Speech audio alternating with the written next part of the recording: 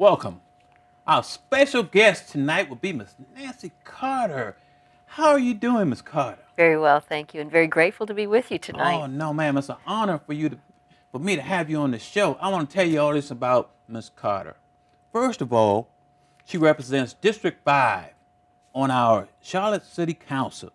She served 6 terms on the City Council, chairs the Government Affairs Committee, vice chairs the Environment Committee, member of the Transportation and Planning Budget Committee, council representative to the Art and Science Council and the Smart Start Board, chairs the North Carolina League of Municipality Planning and Service Legislation Act Committee, chairs the North Carolina League of Municipality Strategic Direction Committee, serves on the National League of City Energy, Environment, and National Resource Steering Committee, chairs the National League of Cities Large City Council, earns the National League of City Platinum Leadership Achievement Certificate. In addition to that, she's also, I don't know how much time she really has, but in addition to that, she's a board member of Smart Start, the Art and Science Committee, Mecklenburg Ministries, Police Activity League, Central Council of Government Economic Development Council. What else can we say about you, man? What else do you do, man? I enjoy life, and I enjoy meeting people like you, Paul. That's what makes life rich. Here in Charlotte, we have such wonderful people who can teach us all good lessons if we just listen. This evening, I know you choose the topic of the environment. Why was that such a big issue? We fought for 6 years to get a committee on the environment since I've been on council. Okay. And we had a coalition of the 3 women, Susan Burgess, whom I'll always love, Patsy Kinsey, and I spoke up for the environment consistently. And finally, 6 years ago, we had success and formed that committee on council to focus on what Charlotte can do, Charlotte City government as leaders by example. And that's important. And so we've been working on various issues such as buying hybrid buses and energy-efficient cars for our police and our fleet. We've been looking at how to build buildings efficiently so we don't use so much energy. We've started the single-stream recycling. We're looking at solar power at the airport. There's so many things that we're doing here in Charlotte. But I've got lots to talk about if you'll let me. Hey, ma'am, this is your show. This is your show. You're more than welcome. I know you talked about recycling. I know that's becoming a big issue in the community, not only in the community, but also around the whole country. Why is that such a big thing, recycling? Because it saves energy, but it also produces something out of what was once waste and just tossed in the landfill. We can make electricity from our waste. We can look at different products from waste. Out at the recycling plant here, they take cardboard and make it into insulation and sell it to Home Depot for insulation in your house here in Charlotte. So that's good use. We don't have to transport a good somewhere else. We use it right here. So that's one of the things we can make. Homegrown industries, we can use our own waste, which has value, and keep it here in town and not pollute. Single stream recycling has been so successful, we thought we'd get 20% more collection of recyclables. No, it's 25% more. So we're moving ahead on that front. Oh, man, good news. That's awesome. That's awesome. There's a program called the Natural Resource Defense Council. Who are they? That's just looking at how we go about saving our environment, saving our resources, and being active as citizens. I know more about the Sierra Club or Climate Protection, which is a national group of which I'm a member. They're emphasizing our clean environment, how we move towards a better world with air quality and water quality and saving our resources. Climate Prosperity looks at it from a business standpoint and saying if we do these things, we're saving money, but they're also business potential to look at how to earn money, how to have jobs in this new environment. That is so awesome. I know you talk a lot about what are some tips that you can give me as a member of this community to help out my environment. Do you have a cell phone? Yes, ma'am. Do you leave the rechargeable plug in as you leave your house? You take your phone off the rechargeable plug. Correct. Unplug that because it still uses some energy while it's still plugged into the socket. Oh, That's one way to save some cost okay. and some energy. Keep your tires inflated. That saves fuel in your car. That means fewer emissions. Correct. It means savings in your pocket and less greenhouse gases.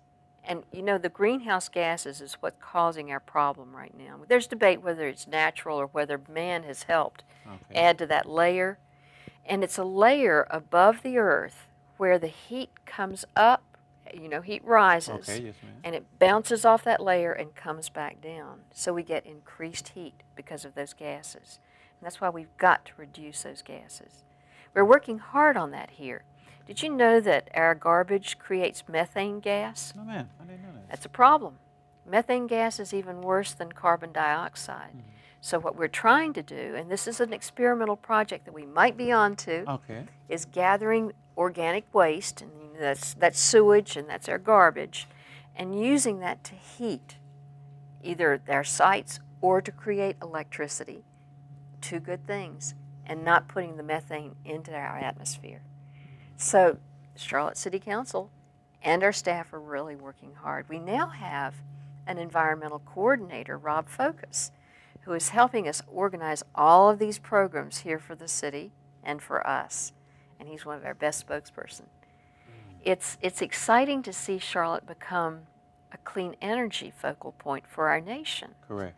Duke Energy, now with Progress Energy, Correct. all over our state.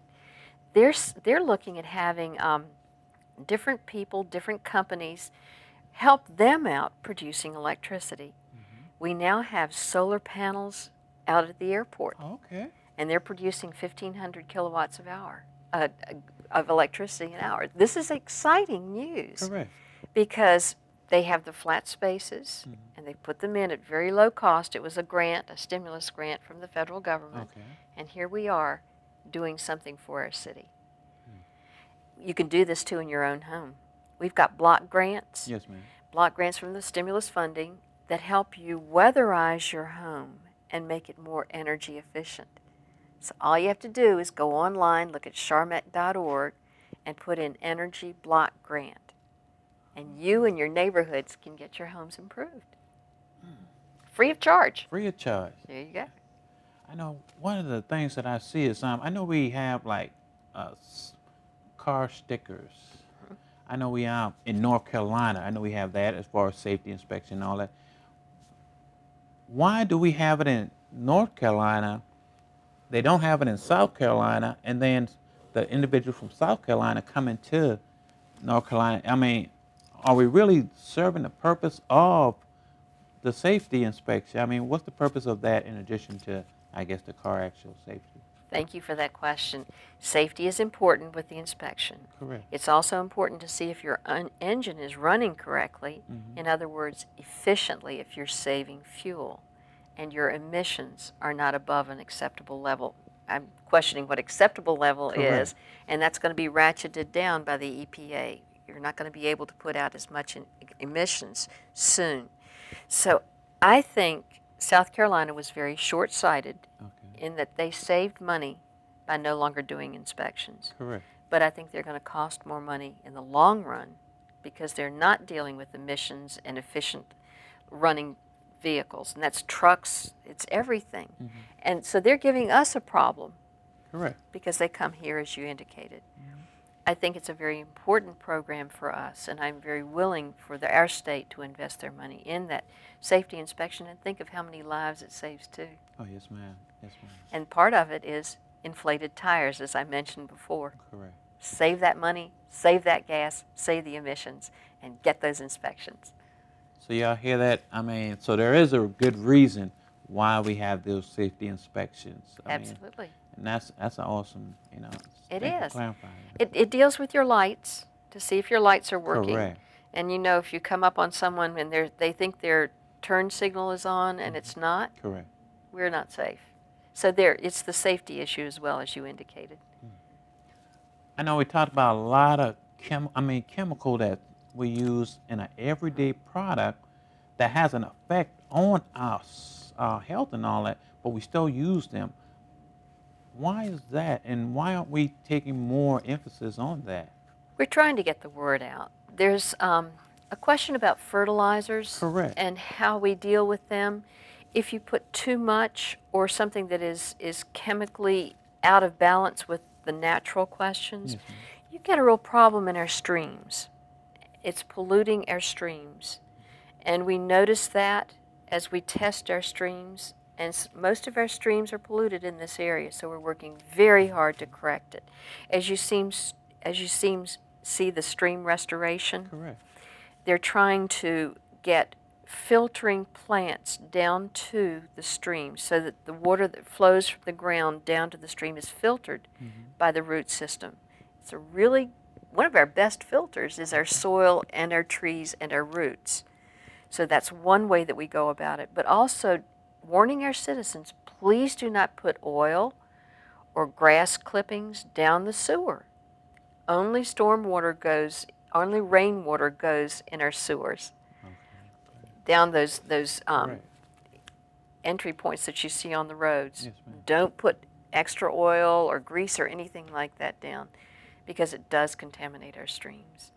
The other chemicals that we've been talking about, don't flush your prescriptions down the toilet. Why is that? That gets into your streams. Think about that. Yes, ma'am. It's a very interesting thing. I was a Girl Scout leader. Oh, okay. And there's a secret about this too. You know the wonderful things that we have to keep our hands clean? Yes, ma'am. That's a problem when you wash your hands in a stream. And if it's done too much, we've had a camp where this did happen. The girls would wash their hands in the stream using the antibacterial. It stripped the stream of the plants along the stream. It was very definite what was doing it. Correct. The girls stopped using the antibacterial things, and the plants came back. Oh, okay. So what we do has a real impact on the world around us. You're right about looking at chemicals. Correct. I know one of the things that they talk about is mercury. They said mercury was found in some of the vaccination that they provide to children. That's a challenge that I don't know about. I'm not a chemist. I'm an Correct, old correct. French teacher, and I apologize about I that. know. But it is something to watch out. We have mercury in batteries. We have mercury in thermometers, as you mentioned. Correct. We have mercury that does show up in fish, and that's a contaminated fish that should not be eaten. So if there's signs up in ponds, don't fish to eat here, please be aware and follow those signs. But by recycling in hazardous material bins, your batteries, your thermometers, things such as this, you can help our environment. It's hazardous waste recycling. They take it into very special treatment areas and treat them very specially. It's not a recycled material. It's not garbage or trash. Keep it separate.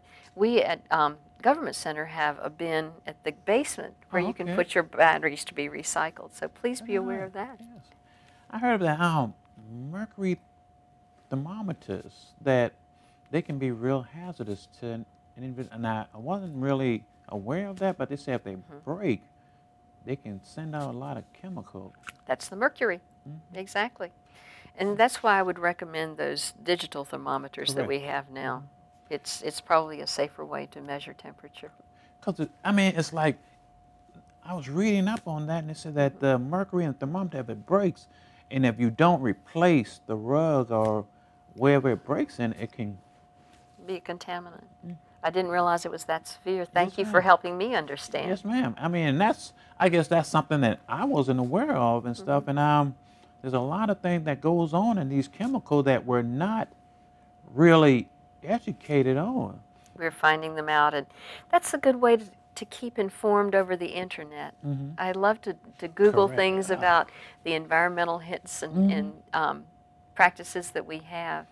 Information is so important, and I think your show is a good one for getting the information out to our people. And having guests like yourself, I mean, that's one of the most amazing things that we have. People like yourself in our community who wants to make Charlotte a better community. And it is. You know what Charlotte's called? You remember, we're called the Queen City, but we also call the City of Trees. And the City Council has been working on that. We're working on saving our tree canopy Yes, ma'am. by ordinance. Okay. In other words, you can't clear cut when you develop now. Mm-hmm. You have to save 15% of the trees there.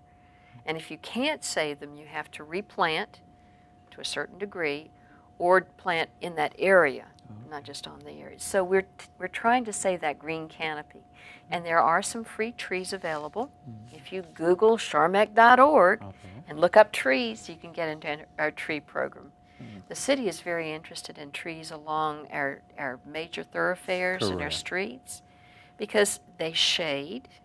And when you think how our streets are dark, they reflect that heat. Yes, ma'am. And by having trees over the streets, you protect some of that heat from going up, as we were talking, into that barrier and reflecting back and making the whole earth hotter.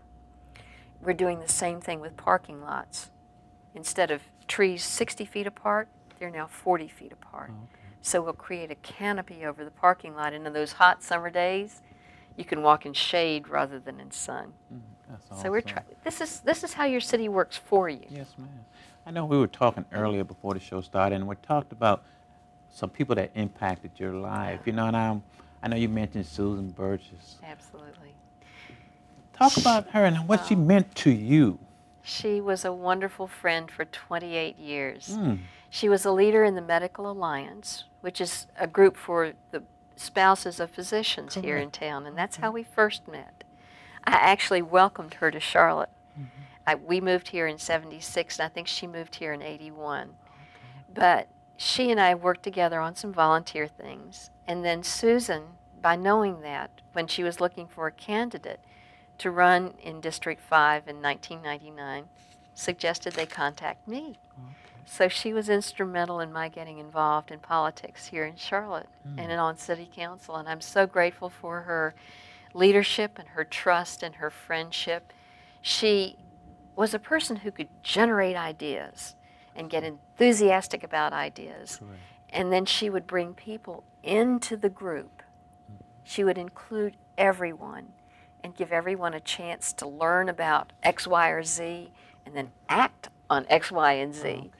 And that was her personality. She had the most open and loving and inclusive personality I think I've ever met. I do miss her. What one thing, if you had to say one thing that you learned the most from Miss Burgess, what would it be? It's truly that inclusiveness. It's making sure that people understand what you're about and then can buy in both rationally and emotionally. And that was her way. She was brilliant. She was one smart lady, but she also had the passions of her convictions. And that was the sharing. That's bringing people in together, and that's who Susan was to me. That's awesome. She did this on a national level. Yes, ma'am. As well as on a state level, as well as on a local level. She led the North Carolina League of Municipalities. She was their president in their 100th year celebration and brought them to Charlotte, and they spent their money here in Charlotte. And then she was a leader on the national level as well. So we've been blessed with her leadership and her example. I know you stated that you weren't going to run again. What made you decide on doing that? I mean, you do such an awesome job in your position. What made you want to make a decision like that? It's a hard one because I really love what I do. I've been blessed knowing the people in my district and in Charlotte and statewide and nationally also. I've loved the issues that we've wrestled with and tried to make Charlotte and North Carolina and our nation better. The real reason is family. Okay. And my husband and I have been married 44 years. I want to be married 45. Yes, and our daughter is getting married this summer. Okay. And Nick and I, well, we'll both be in our late 60s, so it's time for us to travel some and share life together and volunteer as we want to. My husband is involved with the free clinic on Eastway Drive. Oh, okay. And he serves the people that I serve. So we won't leave our folks, but we will take a little more free time and permission to travel. I know you participate so much in different organizations. What does that passion come from? My mother and dad, they were highly involved in their neighborhood and their city. I grew up in Stanton, Virginia, in the Shenandoah Valley, and Daddy was one of the deacons, the chairman of deacon in his church. Mama was active in her church, and Daddy ran for city council once, but had to withdraw because he got a stomach involvement from being nervous about it. But they were examples for me, and let me be a Girl Scout, and I'm a Girl Scout still. I was an advisor and associate leader here, associate leader for backpacking here, and loved my involvement with girls. Just, it's the inspiration I find from others and people's good intentions and how they can spread if you let them. And not only that, you learn so much. And then with learning, you can do. So it's knowing the people, knowing the issues, and then knowing what you can do. And that's sort of a guideline for life, isn't it? It is, it is. What's going to be the thing that you're going to miss the most? The people. The people. My colleagues on City Council, my colleagues on the board of the North Carolina League of Municipalities, my colleagues at the National League of City on the board, and the committee chairman with whom I've served, and the people that I've met across the nation. And I've been privileged to travel internationally on my own dollar. On my own dollar.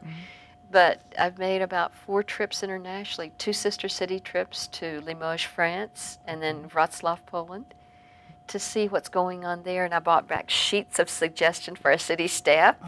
And I went down to Mexico, to Guanajuato, in a group to see why people come from Mexico to our area. That's the place where most people come to Charlotte from.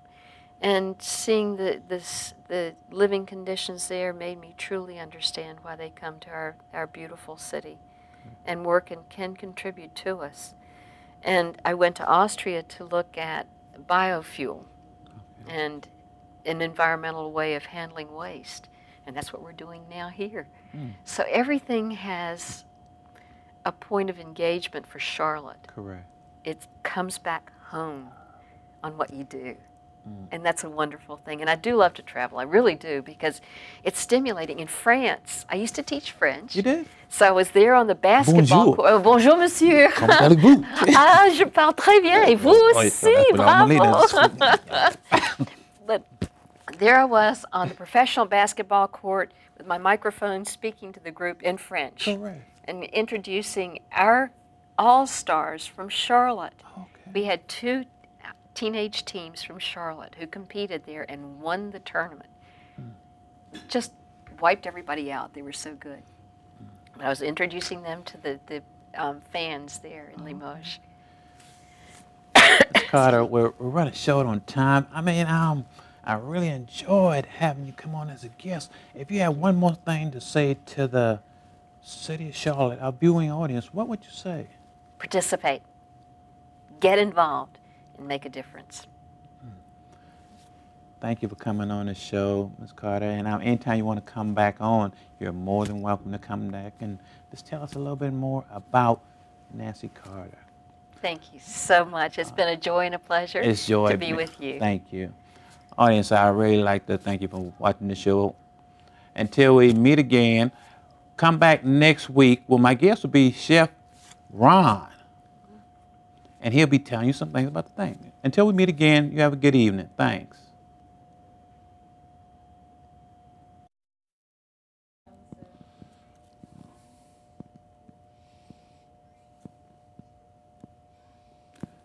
Good evening. This evening, my guest will be Chef Ron from the Community Culinary School of Charlotte. How you doing there, Chef Ron? Very good, Paul. Thanks so much for having me. Oh, thanks for coming on the show. Tell us a little bit about your culinary school. The Community Culinary School of Charlotte is for adults who've experienced barriers to successful employment, and we put them through a culinary training program and then help place them throughout the culinary society that is our great city of Charlotte. And I just want to take this opportunity to say thank you very much to the Paul Brown Show and you, Paul Brown, for having us on and allowing us to tell the city of Charlotte more about the Community Culinary School of Charlotte. No, sir. I appreciate you for having programs like yourself helping the people out here. You know what I'm saying? You have an awesome program, and we're going to get more in detail about your culinary school. What made Chef Ron want to start up a culinary school? Well, actually, I would love to take credit for starting it up, Paul, but I did not start it up. I came in class 3. Okay. We just graduated class 38. We just started class 39, but a bunch of really caring hunger fighters got together in this wonderful kitchen that is Friendship Trays, the best tasting Meals on Wheels program in the county of Mecklenburg, and decided that there's some space and time that is empty in the great kitchen, and thus they started a culinary program called the Community Culinary School of Charlotte. And I came on as an instructor, and now after a few years have gone by, they've asked me to lead the charge. That's exciting, exciting. What do you find be the most about being the director of the program? Okay, the biggest challenge that I would have, which is challenges don't always necessarily mean bad things. There's opportunities can be challenges, and sometimes some tough stuff can be challenges too. But one of my job is to be that of a professional interest capturer. I need folks to learn more about the Community Culinary School of Charlotte, so they can, so I can start to ask them to cover the 3 T's: the time, talent, or treasure that they'd be willing to donate to help recreate another Charlottean's legacy. Because that's what we're in the business of, is taking these fine citizens and helping them recreate their legacy through the education and usage of the culinary arts. What's the process that someone would go to as far as coming to your program? Great question.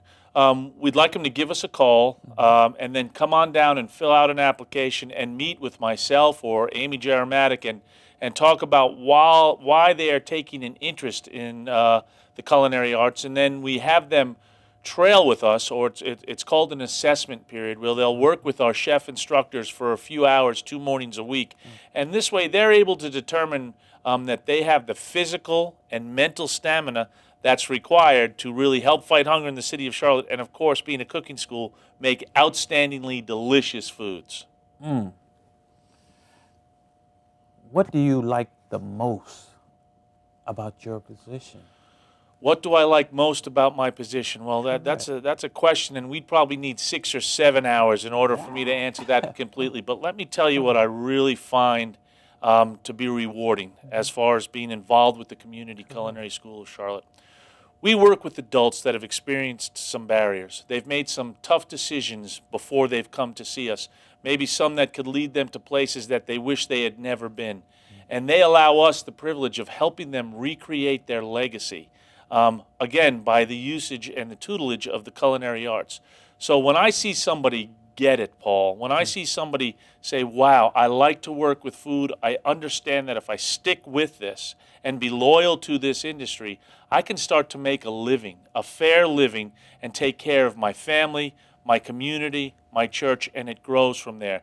So as the director, when I see that happen, which happens to many folks, hopefully every class, it has been historically, that's really rewarding, because I know that now this great city of Charlotte has another citizen that wants to participate on all those great levels of, you know, becoming a consumer and helping grow the economy and making a difference again in their lives, in their children's lives, their families' lives, and their church's lives. I know one of the courses that you teach is life skills. Correct. Why is that so important in the culinary school? That's a great question. Life skill management is, we're not going to tell them what to do from the moment they wake up in the morning to the moment they go to bed. Unless they ask me, then I might offer them some personal advice of my own that, you know, is more opinionated. But in all seriousness, when they come in, the Community Culinary School of Charlotte offers a life skill management class that deals with everything from allowing them to obtain a brand new resume to how not to sit on an interview, for what subject matter is probably not the best to get into on an interview, to how much cologne to wear, jewelry to wear, and how to dress professionally for interviews. And it's proved to be a win-win, because it allows the staff, the students, past, present, and future, to grow and become better prepared to face the challenges that are out there in the job search community. How big is building that individual self-esteem? Because I know they're looking for employment, and how big is that when you see that that new individual coming into your program? Well, as I tell students when they come in, I do meet with prospective students when they do come in, and I assure them right off the bat that no one's going to shake a finger at them and tell them this is how they have to be. We're two adults dealing with each other, and I will let them know what has been successful from past experience with students before them. I alert them to the fact that this is not middle school or high school. It's a program that is really sound in culinary knowledge, and we want to pass that knowledge on to the student. Correct. And then I let them know that they're a product. And the better product they become, the more America's willing to pay for them. And that usually helps them understand it a little bit. So if they know how to saute, broil, and all other cooking techniques, they're going to be a sound product, and they're going to be in demand, and believe it or not, in our great city of Charlotte. How long is your program? The program is 12 to 14 weeks. Monday through Thursday, the hours are 8:30 to 4:30. Students will sign a contract, and again, it will be a really rewarding experience, and I'll touch on it, the rewarding process a little more. And then on Fridays, it's 8:30 until 1 o'clock. And this way, Friday afternoons will allow the student to take care of personal business, doctor's appointments, vet visits, whatever might be necessary. If I may, Paul, and again, I want to thank the Paul Brown Show for allowing us to tell you about the Community Culinary School of Charlotte. As you see, I get a little excited when I talk about it because I really, really think it just makes absolute sense for Charlotte to have the Community Culinary School of Charlotte in its fold. The way a student pays to be a student at the Community Culinary School of Charlotte is to support the mission of the other agencies in the building. And first I'm going to talk about Friendship Trays. Okay. The best tasting, best run Meals on Wheels program in the city of Charlotte. The way a student pays to be a student is to support Friendship Trays' mission, which is to help feed folks who can't feed themselves in Charlotte. So, the average day, let's say Monday, we'll talk about this coming Monday. Okay. We'll break the class into two groups, A group and B group. A group will go into the classroom and learn the soup, stock, sauces, cake, frostings, biscuits, all that great tasting stuff that a cooking school, a culinary program is. B group will go into the kitchen in the morning and do whatever it takes for Friendship Trays to get out there 600 to 900 meals that's prepared daily. Whatever it takes. It could be making pork chops or spinach or helping box the trays. They're paying for their tuition. Correct. And then we all meet at 11 o'clock, have a community meeting, dine on really great, deliciously prepared food, and then we break off into the afternoon into the more finite educational process, such as a stuffed poached chicken breast, or today I left them, they were making chocolate torts, Paul. So I left a bunch of chocolate torts in my building, which showed great restraint on my part. And that's Monday through Thursday. Again, on Friday, we dedicate it all to the service of Friendship Trays and also the Gleaning Network. Marilyn Marks runs the Gleaners, and the Gleaners make sure that folks from lower economic neighborhoods get as much fresh fruits and vegetables as we can possibly get to them. So we're not just offering rescued cakes and pies, we're also offering fresh fruits and vegetables to those who don't have ready access to them. It's a win-win for all involved. Correct. And you said you just had your class of 38. Graduate. Seeing that class go through, how did that make you feel? Personally, it made me feel darn good, for lack of a better term, just darn good to see. There were some young men and women of all, you know, a nice mix of race and age and culture who really are on this this journey of success is the way I like to look at it. And to think that they allowed the school the privilege of helping them. We know we're not the begin all or end all. We're just 12 to 14 weeks, but we can put them in a direction if they choose to go in a culinary direction that will truly be beneficial to them. So again, when I see those that finish something, nobody can take it away from them. They finished the program. It's theirs to keep. You don't need a piece of paper. It is theirs. And the Community Culinary School of Charlotte for the past 11 going on 12 years has really been working hard to make a name for itself in this community. And with the staff that's there now and the instructors that are there, these students, these alumni that are coming out of the school are really ready to make a difference in the culinary community. So I feel good when a student comes out of the Community Culinary School of Charlotte.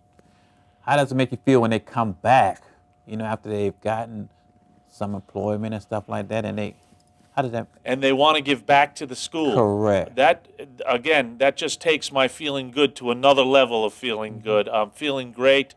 It makes me realize that not only are they getting really good at culinary skills, but they're also understanding the process of giving back to their community and giving back to the situations that help them. That's personal growth. And when you see personal growth in another young man or woman, I know you, that's helped so many folks and really has impacted Charlotte with how you help communities. It makes everyone feel positive and strong, like we're on a good path. I feel proud and privileged, but again, I'm humbled that I have found a situation that allows me to take the skills that that I'm blessed with and share them with others. So it feels real good. I know you deal with the homeless. We do. We deal with folks that have come from, well, many varied backgrounds, a lot of homeless. And you know what's unique, Paul, is no longer do we say, where do you live? We say, where do you stay? Because a lot of folks don't have the quintessential stereotypical home.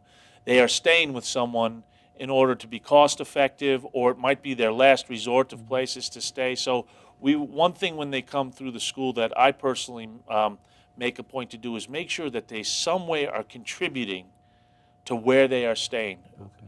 If they bring a loaf of bread, if they bring a pie or some tomato sauce home that feeds folks in the house, that's contributing, and that builds their self-esteem. No longer are they just taking, they're also contributing back to the place where they're living.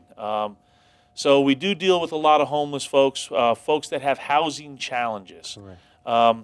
It's good because they know that they're going to be treated fairly and with respect at the school, and they're going to get some really, remember, cooking school, great tasting food put inside them during the day, and hopefully they'll gain the strength, the knowledge, and the courage to pull themselves up.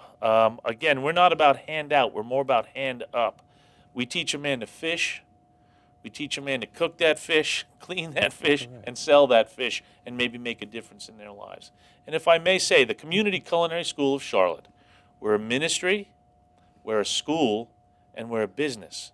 On the ministry side, Paul, we're a man helping man, woman helping woman ministry, open to all faiths and denominations, which makes us attractive throughout the Carolinas. On the school side, you're going to come and learn how to make a chocolate torte. You're going to come and learn how to poach sea bass and put a really nice garlic aioli on it. That's the cooking school side and the school side. And you're going to also learn how to present yourself professionally in the culinary industry.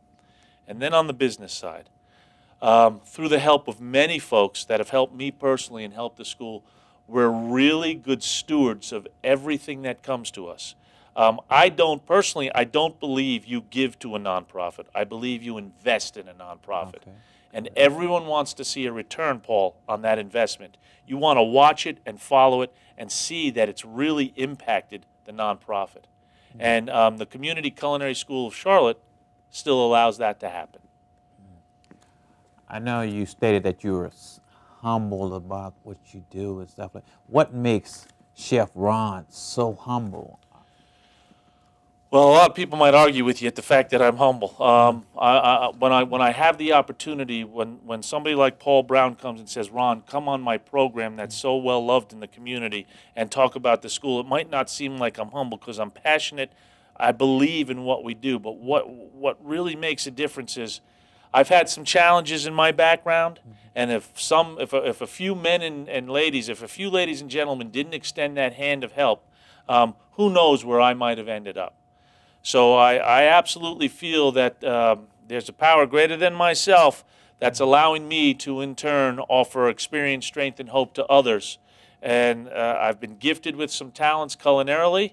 At least, you know, we all know I like to eat. It's apparent I like to eat. So I like to stay a little grounded. But I do get excited when I talk about the Community Culinary School of Charlotte and Encore Catering, our revenue-generating income stream.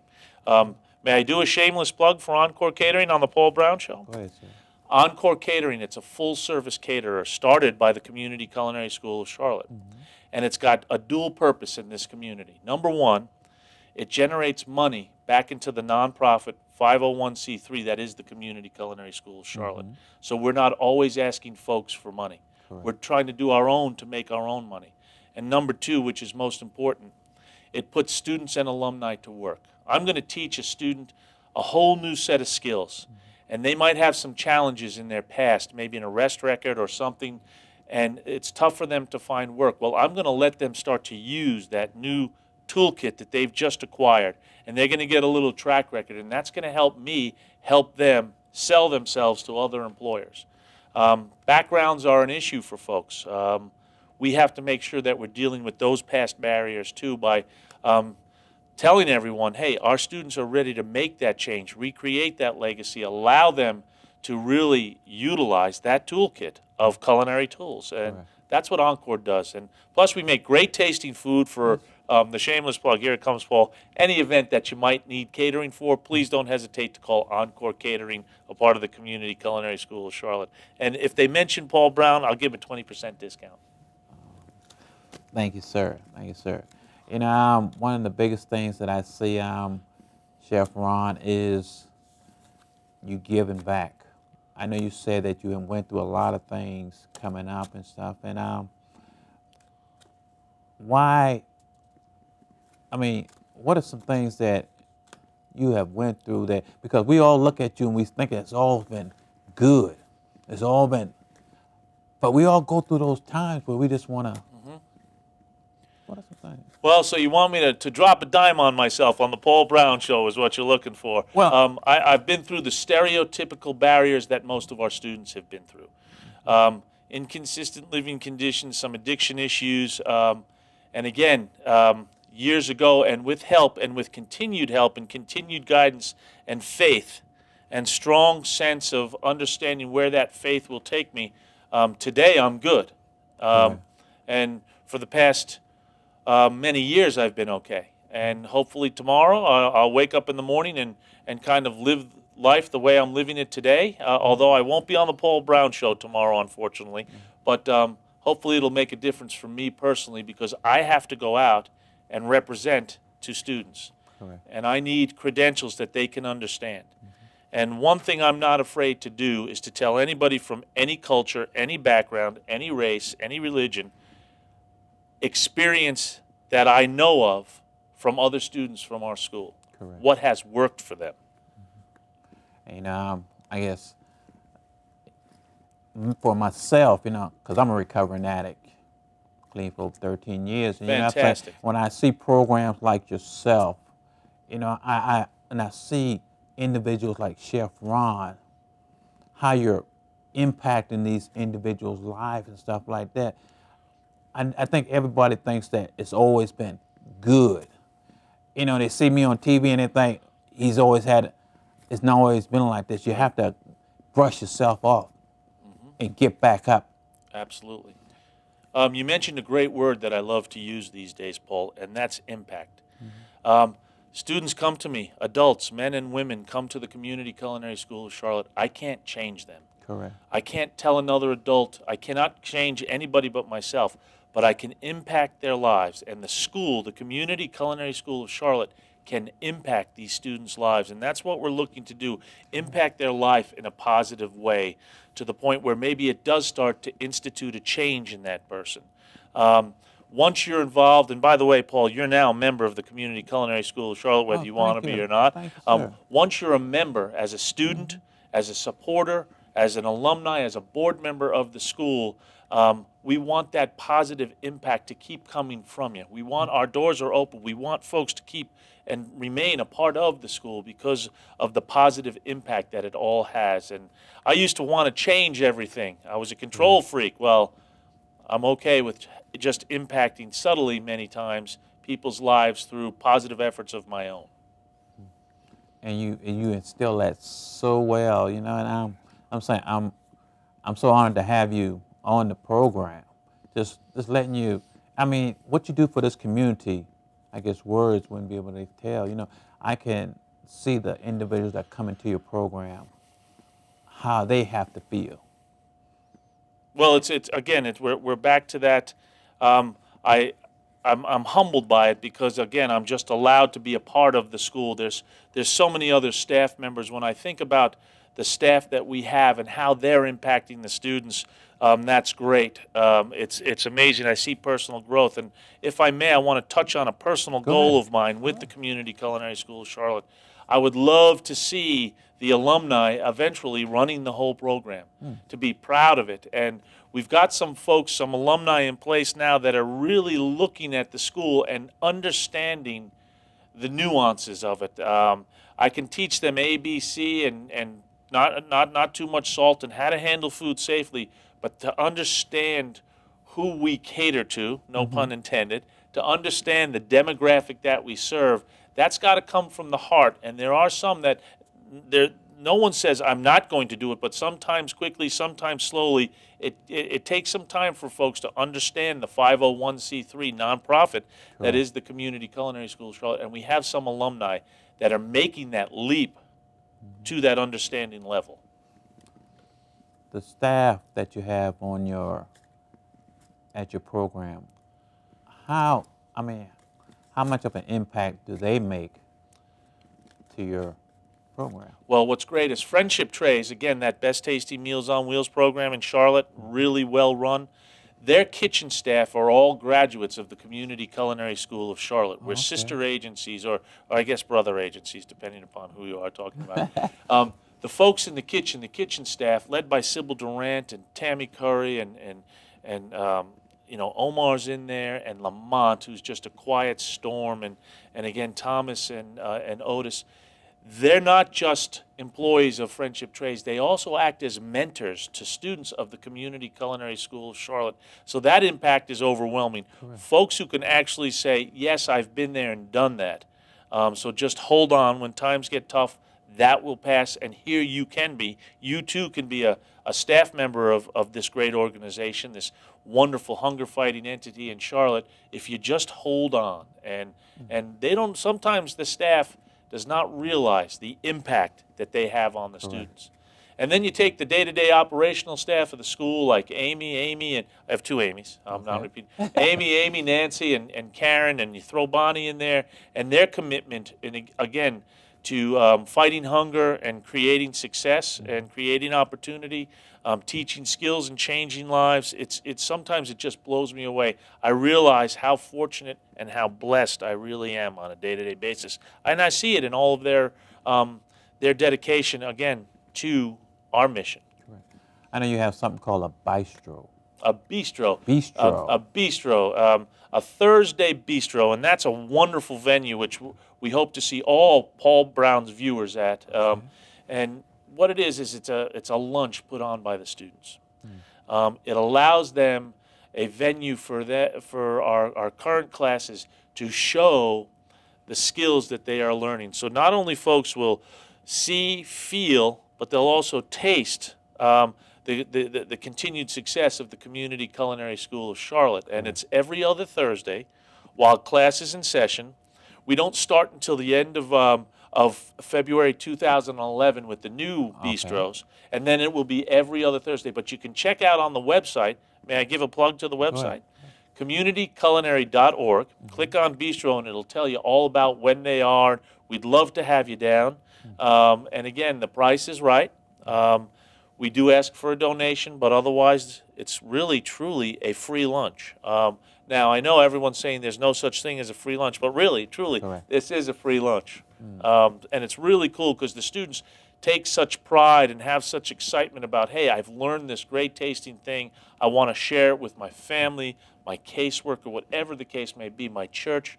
It's just a win-win. Maybe the staff of the Paul Brown Show. Chef Ron, I'd like to say thank you for coming on the show, and anytime you want to come back, just let me know. Absolutely. Yes, sir. Paul, thank you very much for having the Community Culinary School of Charlotte on the show. Thank you, sir. Okay. Thank you, ladies and gentlemen. Next week, my guest will be Mr. Corey Culp. Thank you for watching the show. Until we meet again, thank you.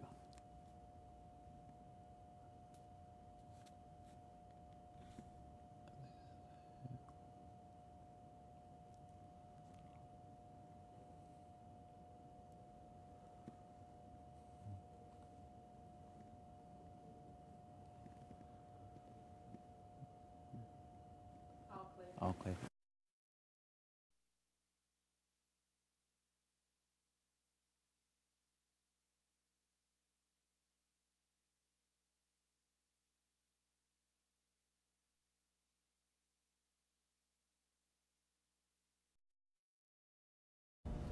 Energy conservation and all that are related to the construction area. So that's a newer program that's about 6 weeks in duration as well.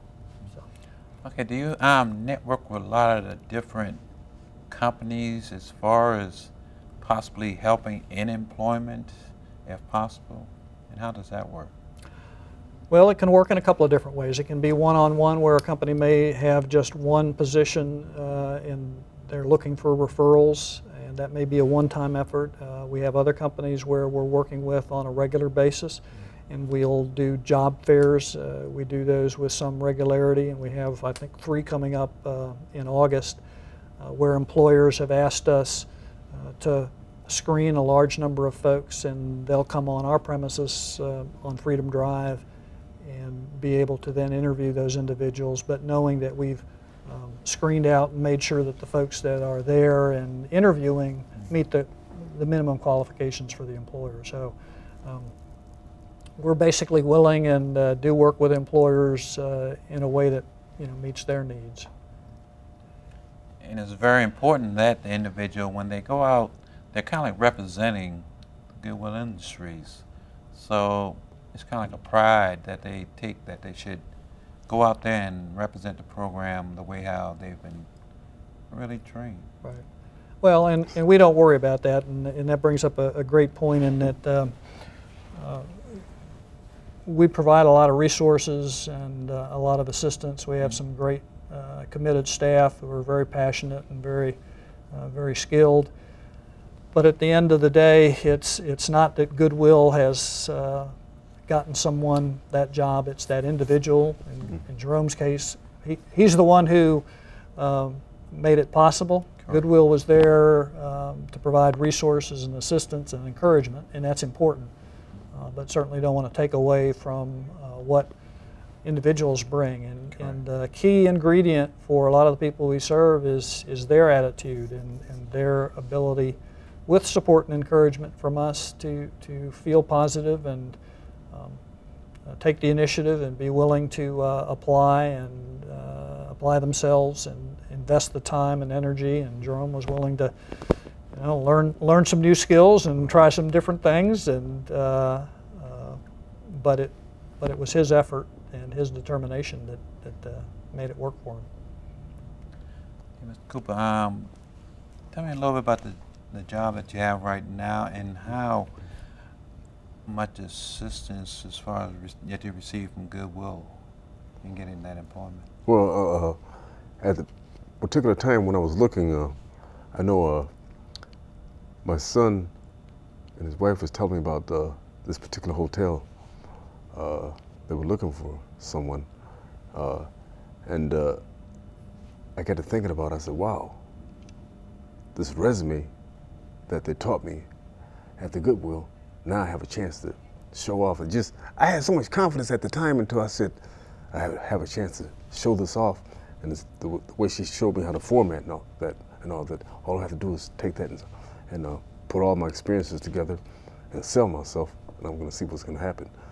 And I prayed on it, and I took it there, and I was able to sell myself, and I showed her, the manager, that, and they were really impressed. And I think it was about a week or 2 later, out of 10 or 15 different participants, they called me. So I think I beat out about 8 or 9 or 10 people. Sure. I know you talked about resumes. Mr. Elder, how important is it for someone to work on a resume or have a resume? I think it depends on the employer, but I think it's always a good practice, even if the employer doesn't require it. I think it's always a good practice to have the resume, because working on the resume, putting it together, is more than just creating a document. You're thinking about what you've done, you're thinking about how to portray it in the most positive manner on paper, but it also helps you think about that in a way that you can then talk about it to an employer and talk about it in a positive way. So I think the resume is important, one, as a tool, but it's also a mechanism that allows people to really think through what they've done and how to present it in the most positive way, and to do that not just in paper, but to be able to talk to someone with confidence about what they've done. Do you have a volunteer program? Absolutely, absolutely. We particularly, folks ask how have we been able to manage over the last 2 years with an almost threefold increase in the number of people that have come to us, and I tell them, well, we certainly didn't triple our staff. One of the ways that we've been able to meet the increased demand is through volunteers, and so having volunteers, one of the things that has been a silver lining for us is because so many folks are out of work. There are more folks that are willing and interested in volunteering, and one, so that they have something that they feel good about to do in their time, but also it's a way of meeting other people, of networking, and also of demonstrating your value to wherever you're volunteering, because you never know what organization, for-profit or not-for-profit, might be hiring folks. But we're very much interested in volunteers, and we have lots of different opportunities for volunteers to help both adult as well as younger folks too. So. Okay, I know you accept donations, but how important is those donations to Goodwill Industries in operation? Well, the reality is it's vital. It's vital. It's the mechanism that allows us to provide the services that we do, and I'm glad you asked about that, because we talked about the retail stores and how more people have turned to the stores in the economy to stretch their dollars. The challenge is, unlike a traditional retailer, we can't just order more product. We're dependent on the generosity of folks to donate clothing and other household items that they're not using, so that someone else might be able to use that, generate resources that allow us to provide the employment and training. So the challenge has been in the downturn that folks don't feel as comfortable or have as much to be able to donate. So our donations were stabilized now, but there were months when we were down in donations. So we need people to continue to donate items. It's great for the environment. It keeps items recycled and out of the landfill. It allows someone else to be able to stretch their dollars, and through all of that activity allows us to be able to provide employment and training services that make the long-term difference in people's lives. Yeah, if someone wanted to get in contact with yourself or Goodwill Industries, how would they do that? Well, they can do it one of two ways. Most everybody today is connected or has access to the internet, so certainly going to our website, which is www.goodwillsp for Southern Piedmont.org. So it's goodwillsp.org. Or folks can call our main number, and we'll be happy to direct them in the right direction, and that's 704-372-3434. Okay, Mr. Eldon Cooper, we're running out of time. I really appreciate y'all coming on the show, Second Chance, telling the community about the Goodwill Industries of Southern Piedmont. Anytime you want to come back, welcome to come back and educate the community some more. Audience, this show is for you. I'd like to thank you for watching the show. I come on every Thursday at 5:30. I have a website, www.secondchanceorganizations. I'd like to thank God for making all this possible. Everyone at Access 21, my family member at Access 21, who comes to make this possible. Until we meet again, y'all have a good evening and continue to watch Second Chance. Thank you.